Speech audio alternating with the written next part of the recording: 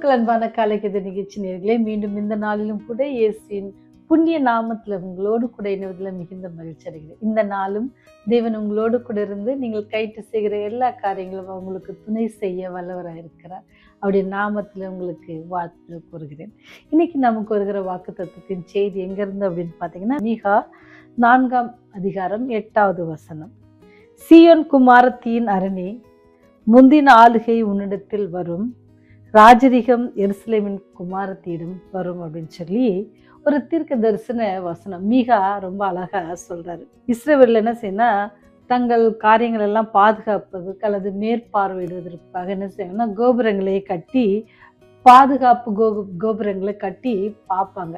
ஏன்னு சொன்னா ஆடுகள் மேய்ந்து கொண்டிருக்கும் பொழுது விலங்குகள் ஏதாவது அதை தாக்குதுன்னு சொல்லி அந்த பாதுகாப்பு கோபுரத்து மேல இருந்து பார்த்து அதற்கான ஏற்பாடுகளை செய்வாங்க. இது அவங்களுடைய வழக்கமா இருந்துச்சு. அது மாத்திர திடீர்னு மிருகங்கள் என்ன செய்யும், தாக்கும். அதனால என்ன செய்வாங்கன்னா, அந்த காவல் காக்கிறவங்க என்ன செய்வாங்கன்னா ஒரு செய்கையோ அல்லது குரல்ல கொடுக்கும் பொழுது அங்க இருக்கிற மேய்ப்பர்கள் என்ன செய்வாங்க, அதை பாதுகாப்பாங்க. இதை பார்த்தீங்க அப்படின்னு சொன்னா, அல்லது அந்த மந்தைகளை துரத்தி அடிச்சு அல்லது அதை பாதுகாக்கிற ஒரு காரியமாக இருக்கும். நீங்க ஆதியாகமம் இந்த காரியத்தை பார்க்கணும்னா, ஆதியாகமம் 35ஆம் அதிகாரம் 21ல யோதோர் கோபுரம் அப்படின்னு சொல்லி ஒரு கோபுரம் இருந்துச்சு.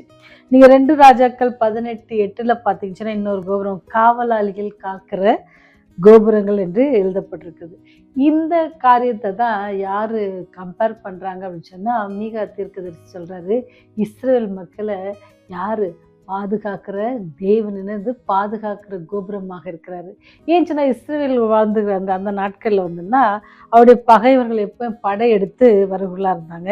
அதுவும் விசேஷமா எங்க இருந்துச்சுன்னா வடபுறத்துல இருந்து வர்றவங்க ரொம்ப பேர் என்ன செய்வாங்கன்னா வடபுறத்துல இருந்து அவங்களுக்கு தொல்லை கொடுத்து கொண்டு இருந்தாங்க.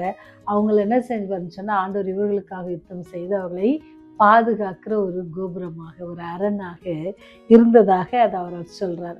இன்னொன்று பார்த்தீங்கன்னா, திரும்பி தரப்படும் அந்த குமாரத்திகளுக்கு, யாரு இஸ்ரவேல் குமாரத்திக்கு ராஜரிகம் எருசலேம் குமாரத்திடம் கொடுக்கப்படும் அப்படின்னு சொன்னா, எப்படி தாவீது காலத்துல இருந்த ஒரு ஆட்சியின் காரியம் அல்லது சாலமோன் நடத்தின அந்த காரியங்கள்லாம் திருப்பி கொடுக்கப்படும் அப்படின்னு சொல்லி அவர் ஒரு தீர்க்கதரிசனமாக சொன்னாலும் கூட, இன்றைக்கு வாழ்கிற உங்களுக்கும் என்னுக்கும் என்ன அது ஒரு தீர்க்கதரிசனமா இருக்கு அப்படின்னு சொன்னா, ஆண்டவர் நமக்கு வருகிற எல்லா பகைஞர்களையும், ஆண்டவர் நமக்கு சாத்தான் கொடுக்கிற எல்லா உபத்திரங்களிலிருந்து நம்மை உங்களையும் என்னையும் பாதுகாக்கிற ஒரு அரணாக அல்லது ஒரு கோபுரமாக இருந்து நம்மை வழிநடத்துகிற வல்லவராக இருக்கிறார் அப்படின்னு சொல்லி நமக்கு சொல்லப்படுகிறது. ஆவிக்குரிய இஸ்ரவேலர் நீங்களும் நானும் யாருடைய பிடியில மாட்டிக்கிட்டோம், ஆண்டவர் நம்மை அவருடைய சொந்த ராஜ்யத்துல சொந்த பிள்ளைகளாக நம்மை பெற்றோர்களை உருவாக்கும் பொழுது அவங்க என்ன செஞ்சாங்க, ஆண்டவருடைய பிள்ளையா இருந்தாங்க. ஆனால் ஆண்டவருக்கு கீழ்ப்படியாமல் போய் சாத்தானுக்கு கீழ்ப்பட்டதுனால நம்ம எல்லாரும் செஞ்சிட்டோம், சாத்தானுக்கு பின்பற்றுவர்களாக மாறி போயிட்டோம். நம்மை மீட்டுக் கொள்வதற்காக தேவன் தன்னுடைய குமாரனை அனுப்பி அவர் என்ன செஞ்சார்னா நம்மை மீட்டு கொண்டார். அவர் இப்பொழுது என்ன செய்யறச்சுன்னா, அவன் பிடியில் நம்ம சிக்கி கொள்ளாதபடிக்கு நாம் பாதுகாக்கப்படணும் அப்படின்னு சொல்லி ஒரு பாதுகாப்பு கோபுரமாக ஒரு அல்லது ஆவியானவரை கொண்டு நம்மை ஒவ்வொரு காரியத்திலும் நம்மை அவர் வழிநடத்த வல்லவராக இருக்கிறார். எழுந்து போன அந்த நித்திய ஜீவனை நீங்களும் நானும் பெற்றுக்கொள்ளணும் அப்படின்றது நம்முடைய ஆண்டவருக்கு ரொம்ப பிரியமா இருக்குது. அதனால்தான் அவர் என்ன செய்யறாருன்னா உங்களையும் என்னையும் பாதுகாக்கிறார். அநேக வசனங்கள் மூலமாக சாத்தான் உங்களை சோதிக்கிறவனா இருக்கிறார், சாத்தான் உங்களை தீய வழியில் நடத்துவனா இருக்கிறார், நீங்க எப்படி நடந்துக்கணும் அப்படின்னு சொல்லி நமக்கு ஒவ்வொரு காரியத்தையும் ஆண்டவர் ரொம்ப தெளிவா சொல்கிறார். ஆனால் ஆண்டவர் நம்முடைய ஒரே பேரான குமாரனை கொடுக்கிறார். நீங்களும் நானும் அவருடைய பாதுகாப்பு பாருங்க, தம்முடைய ஒரே பேரான குமாரனை கொடுத்து உங்களையும் என்னையும் செய்கிற அவர் பாதுகாக்கிறார். ஆனா மிக 4:6 கர்த்தர் சொல்லுகிற போல நம்மை ஆசீர்வதிக்கப்படுவோம். இதுவே நமக்கு ஒரு நம்பிக்கையா இருக்கணும். எப்படின்னு சொன்னா, ஆண்டவர் சொல்லுகிற காரியத்தை செய்யாம இருக்க மாட்டாங்கல்ல. அப்போ நம்ம அவர் மேல நம்பிக்கை வைத்து ஆண்டவர் சொல்லுகிறதுபடி மீண்டும் எப்படி நம்ம பாவத்துல ஆண்டு போகிறோன்றதை நம்ம மீட்டு கொண்டாரோ, அதே போல இன்னும் நம்ம என்ன செய்யறாரு, சாத்தானை முற்றிலுமாக அழித்து நம்மை நித்திய ஜீவனுக்கு கொண்டு போய் நம்ம நித்தியமாக அவரோடு கூட வாழ்கிற பெரிய ஸ்லாக்கியத்தை நமக்கு வச்சிருக்கிறேன் அப்படின்னு சொல்லி ஒரு நம்பிக்கையான காரியத்தை அவர் சொல்கிறாரு. நான் என்ன செய்கிறேன், உங்களுக்காக ஒரு ஸ்தலத்தை ஆயத்தம் பண்ணுறேன், அது முடித்த பிறகு நான் என்ன செய்வேன், திரும்பி வருவேன், வந்து உங்களை என்னோட கூட அழைத்து கொண்டு செல்வேன் அப்படின்னு சொன்னார்ல. அந்த அழைப்பை நம்ம என்ன செய்யணுமா, நம்பிக்கை வைக்கணும். அப்படி நம்ம என்ன செய்வோம், ஆண்டவர் எழுந்து போனது, அந்த ஏதேன் தோட்டத்தில் எழுந்து போன அந்த நம்பிக்கையை ஆண்டவர் நமக்கு கொடுத்து, அவர் ஜீவனை கொடுத்து, மீண்டும் நமக்கு நம்பிக்கை கொடுத்து, மீண்டும் என்னோடு கூட உங்களை சேர்த்து கொள்வேன்னு சொல்கிற வாக்குத்தத்தத்தையும் கொடுத்து போயிருக்காங்க. அப்படி வாக்குத்தத்தம் கொடுத்து போயிருக்கேன்னா தேவனை நம்ம என்ன செய்யணுமா, விசுவாசிக்கணும். நம்ம நம்பிக்கை என்ன செய்யணுமா, தொடர்ந்து என்னது துளிர் விட்டு இருக்கணும். அந்த நம்பிக்கையில் நம்ம எப்பவுமே என்ன செஞ்சிடக்கூடாது, பின்வாங்கிட்டு போயிடக்கூடாது. ஒருவேளை இந்த உலகத்தில் சாத்தான் எல்லா காரியத்தையும் ஜெயிக்கிற மாதிரி இருந்தாலும் கடைசியாக வெற்றி பெற போகிறது நம்முடைய ஆண்டவராகிய இயேசு கிறிஸ்து தான். அவரை நம்பி அவரை விசுவாசிக்கிற பிள்ளைகள் அவரோடு கூட என்ன செய்வாங்க, இருப்பாங்க அப்படின்றது எந்தவித சந்தேகமும் இல்லை. அதனால் நீங்களும் நானும் ஆண்டவர் நமக்கு கொடுத்திருக்கிற ஒவ்வொரு நாளையும் அதை வாய்ப்பாக பயன்படுத்தி அவருக்கு பிரியமாக நம்ம வாழும் அப்படின்னு சொன்னால் அந்த நித்திய ஜீவன், அந்த நித்திய ராஜ்யத்தில் உங்களுக்கும் எனக்கும் ஒரு இடம் இருக்குது. நமக்காக ஆயத்தப்பட்ட ஸ்தலம், நமக்காக ப்ரிப்பேர் பண்ணுற நம்முடைய கிரீடங்கள் அங்கே இருக்கிறது.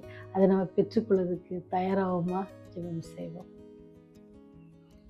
நம்பிக்கையின் தேவனே, வாக்கு தத்தத்தின் வல்லவரே, நீர் எங்களுக்கு பாராட்டின அன்பு கிருபை பெரியது ராஜா. ஆனாலும் ஒவ்வொரு நாளும் நீர் உம்முடைய வசனத்தை கொண்டு எங்களை ஆற்றி தேற்றி அரவணைத்து வருவதற்காக நன்றி. எங்களுடைய குற்றம் குறைகளை உணர்த்துவதற்காகவும் அதிலிருந்து நாங்கள் வெளிவருவதற்கான பலத்தை நீங்கள் தாங்க சாமி. உலகம் போகிற போக்கிலே நாங்களும் போய் விடாதபடிக்கு ஆண்டவரே, நீர் எங்களுக்காக ஆயத்த பண்ணப்பட்டிருக்க அந்த ஸ்தலத்தில் வந்து சேரும் அளவும் நாங்கள் உண்மையை நோக்கி நாங்கள் வைத்திருக்க விசுவாசத்திலும் நம்பிக்கையிலும் குறைவுபடாதபடிக்கு தேவ பலத்தையும் தேவ ஆவியோடைய ஒத்தாசையும் ஒவ்வொரு பிள்ளைகளுக்கு நீங்கள் கட்டளையிட வேண்டுமாய் கெஞ்சி மன்றாடுங்க. இந்த செய்தியை கேட்கிற குடும்பங்களை ஆசீர்வதிங்க. இந்த செய்தியை ஆண்டவரே அநேகருக்கு ஃபார்வர்ட் செய்கிற பிள்ளைகளுக்காக செபிக்கிறோம். அவருடைய ஊழியங்களை ஆசீர்வதிங்க, அவருடைய குடும்பங்களை ஆசீர்வதிங்க, அவருடைய தேவைகளை சந்தித்தரலுங்க. வியாபாரம் செய்கிற பிள்ளைகளுக்காக செபிக்கிறோம். அவருடைய வியாபாரங்களில் ஆண்டவரே நல்ல முறையில் அவர்களுக்கு பலனடைய நீங்கள் கிருபை செய்யுங்க. புதிய ஆண்டிலே புதிய நன்மைகளை பெற்றுக்கொள்ள கிருபை செய்யுங்க. வியாதியோடு இருக்கிற பிள்ளைகளுக்காக, வயதானவர்களுக்காக ஜெபிக்கிறோம். ஆண்டவரே அவருடைய சுகவின பலவீனத்தை எல்லாவற்றையும் நீக்கி போட்டு ஆண்டவரே நான் உங்களோடு கூட இருப்பேன், முடிவரையும் நான் உங்களோடு கூட இருந்து உங்களை வழிநடத்தி நிச்சயம் அந்த வாக்குத்தத்தமெல்லாம் அவர்களுக்கு நிறைவேறி சுகத்தையும் பலத்தையும் நீ தர வேண்டும் என்ற பாட்டில் கெஞ்சிட்டு இருக்கிறோம் ராஜா. எல்லாவற்றையும் கருத்தில் ஒப்புக் கொடுக்கிறோம். நாங்கள் எல்லாம் ஆண்டவரே நீரே எங்களை ஆட்கொண்டு நீரே எங்களை வழிநடத்த வேண்டுமா இயேசு வழியை ஜெபிக்கிறோம். ஜீவனுள்ள நல்ல தகப்பனே, ஆமென், ஆமென்.